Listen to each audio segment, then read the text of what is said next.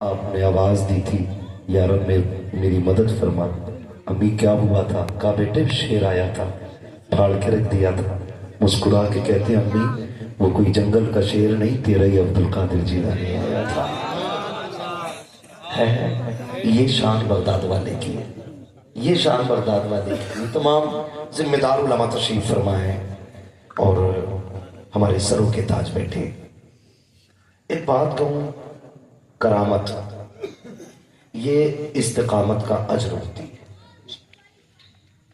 जो हम शरीयत पर मजबूती से पाबंदी से अमल करते हैं ना, उसके इनाम में जो रब की तरफ से तोहफा मिलता है उसे करामत कहते हैं।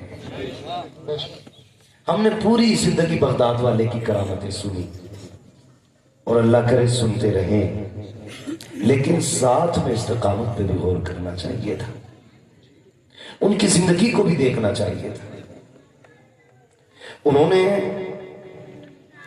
जो जिंदगी में मुजाहिदे किए और जिन मराहिल से वो गुजरे वो भी याद होना चाहिए। ये तो दुनिया जानती है कि बगदाद वाले को मुर्गा पसंद था, लेकिन ये भी तो याद होना चाहिए। फरमाते जब मैं पढ़ने के लिए गया ना, मैंने एक एक महीने की भूख काटी है। आप इससे इल्म और उलमा का अंदाजा लगाइए।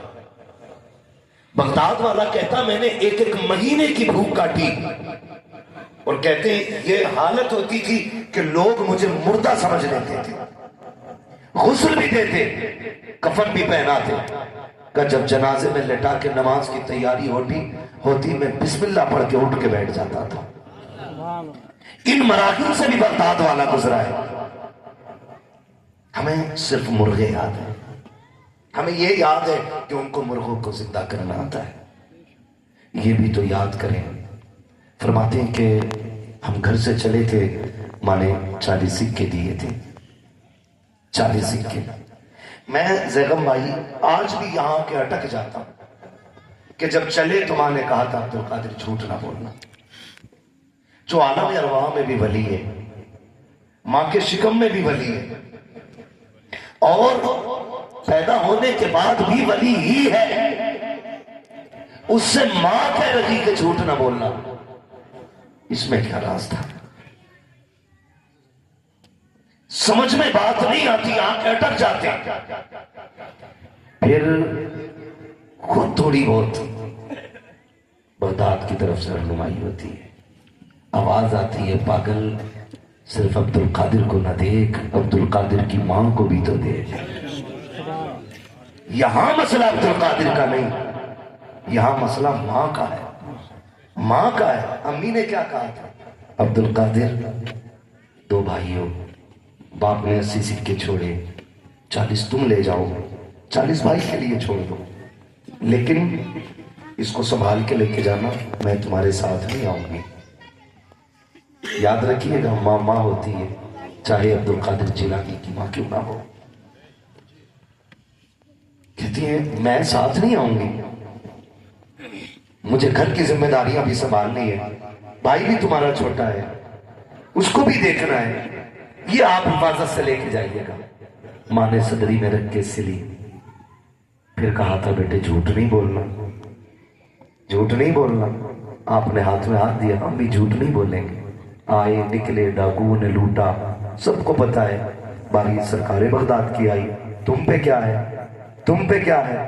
फरमाने लगे मुझ पे भी 40 सिक्के। किधर है? सदरी में। का मिल तो नहीं रहे? कामी ने सिल दिए। का दिखाओ ना। सिलाई तोड़ी, खन खन सिक्के गिरे। हैरत होती है, सिक्के गिरे ना। सरदार ने कहा था अजीब बच्चा है, झूठ बोल देता, ना कह देता हमें तो मिल ही नहीं रहे थे, झूठ बोल देता सिक्के बच जाते।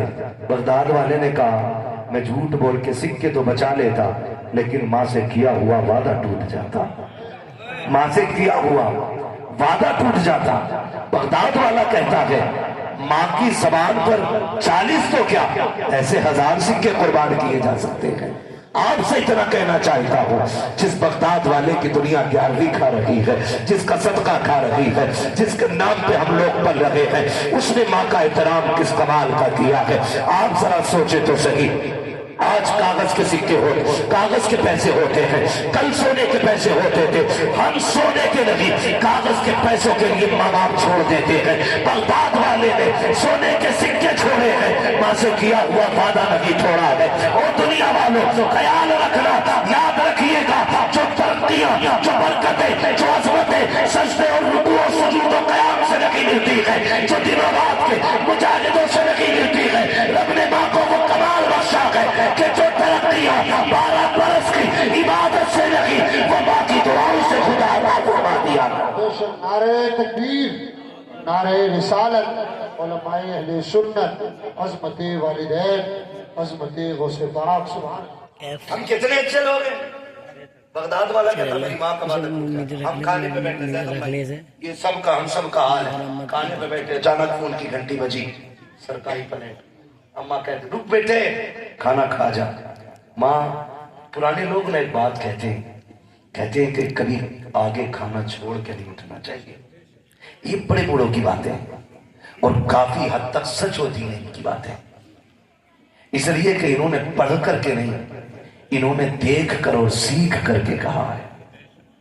بیٹا اٹھا، ماں نے ہاتھ پکڑ لیا، بیٹے کھا کے جا، کھا کے جا۔ ہم کہتے نہیں بس ابھی آ رہا ہوں۔ ماں بیٹی رہ گئی، ہم آگے۔ کیا کر رہا تھا یار؟ کھانا کھا رہا تھا، ہاتھ بھی نہیں دھوئے، ہاتھ تو دھو لیتا۔ کمی پیچھا کرتی رہ گئی، کہا کیا کہہ کے آیا؟ کہا ماں کو بے وقوف بنا دی، 2 منٹ لگے۔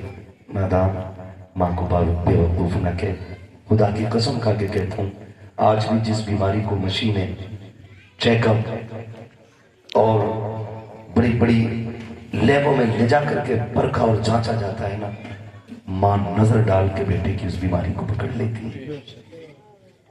آج بھی ماں اولاد کے لیے سب سے بڑا طبیب ہوتی ہے، سب سے بڑا حکیم ماں ہوتی ہے۔